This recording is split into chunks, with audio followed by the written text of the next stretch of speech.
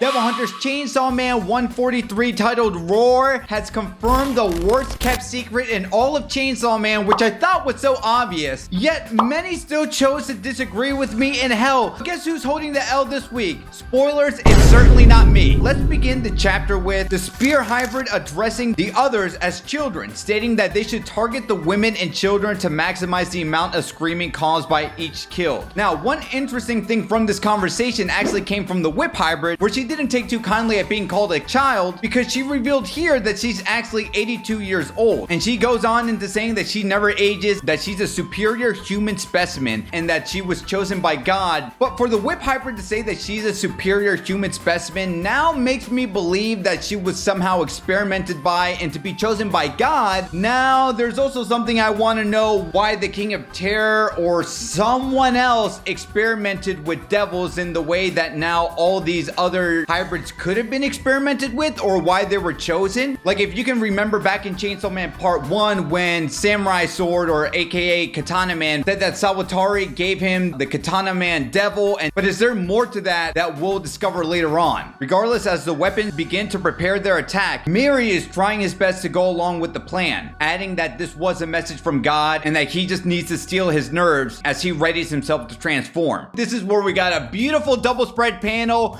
where all three of them were taking out in quick succession. However, Miri still managed to shift forms. At this point, this is where we finally get the reveal of Quanxi. The longsword hybrid is decapitated shortly after. Though Quanxi is back, and this is the worst kept secret that Fujimoto held to the readers. If the Chainsaw Man Church hinted at the weapons coming back, as we got the reveal of the sword hybrid first, followed by Barum, followed by the whip, transitioning into the spear hybrid, why wouldn't we get Quanxi, Reze, and Katana Man? It literally makes no sense plot-wise to only have 4 out of the 7 weapons back. DJ Mouse, Quanxi's not coming back. Katana Man is not coming back. Reze's not coming back. Guys, have you ever heard of a slow burn? Yes, let's learn more about 4 of the hybrids that we know nothing about. Let's get some personality behind them. We now know a bit about the sword hybrid. We now know a bit about Barum, the quirky nature of the spear and whip hybrid, more so the whip hybrid. So wouldn't it make sense that we would get the other hybrids? Duh! Shout out to everyone who said I was on copium. No, you are clearly on copium because you don't understand context in this overall narrative that Fujimoto is cooking. Woo! Woo! Man, does that feel so good. But now, with all that out of the way, let's go ahead and talk about Quanxi is wearing a public safety outfit. Hell, we even see her reporting to the police to send in Special Division 7 20 minutes after the media coverage that's about to take place. Now, I saw this earlier from the Chainsaw Man Wikipedia page, so take this with a grain of salt. People in Special Division 7 is Fumiko. Yoshida could be spearheading it, and they also included Quanxi in Special Division 7, but the news anchor was also talking about the National Devil Extermination Public Safety Commission. So I wonder if Quanxi in actuality is a part of that squad as opposed to Special Division 7. We know that she had a history with Kishibe way back when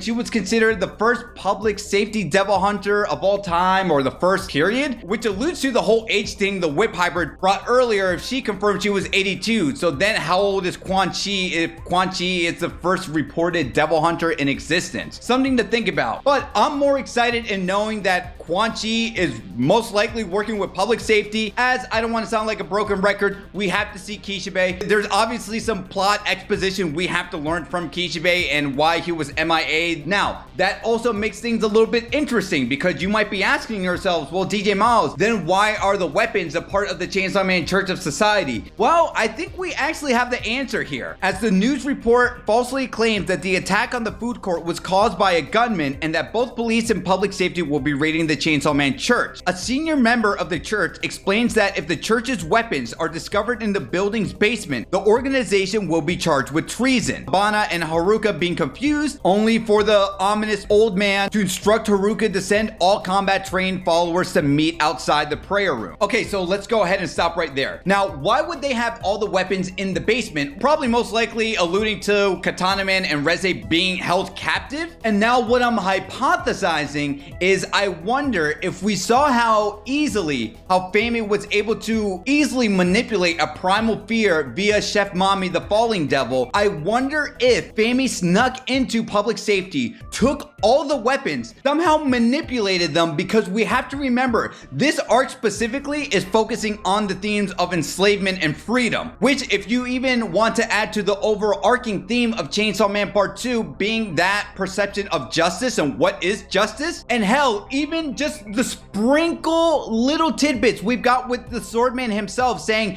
hey Chainsaw Man, thank you for freeing me. You freed me from Makima's control, but does he truly have a free will of his own, whether it's directly or indirectly being controlled by Fami or the other weapons devils? Now, this is just a long way for me to say the remaining weapons are being held captive in the basement. Then I would like to assume they were imprisoned or enslaved, and whether it was Fami or someone else controlling the weapons to do their biddings, and that's why we see these four devils, Barum, Mary, the Whip, and Spear, doing whatever the Chainsaw Man Church wanted them to do, with Mary knew that something was fishy from the start, meaning the following chapter or the upcoming chapters, we are going to save Katana Man and Reze. Now, the Katana Man thing could be way off, but I kind of like that direction if it is true. Now, poor Haruka, he's just the poster child of the Chainsaw Man Church alongside with Asa and Yoru, and I'm curious to see what Asa and Yoru are going to think of this, or if they are going to become huge targets following the break-in with the police and the National Public Safety going into the church. But Haruka's completely oblivious to this. I wonder who this mysterious old man could be. Could he be the fake Chainsaw Man himself? Maybe that's way too early to speculate, but it looks like if we got a focal point on this dude, it looks like more so what a relief in that the second half of this chapter went in ways that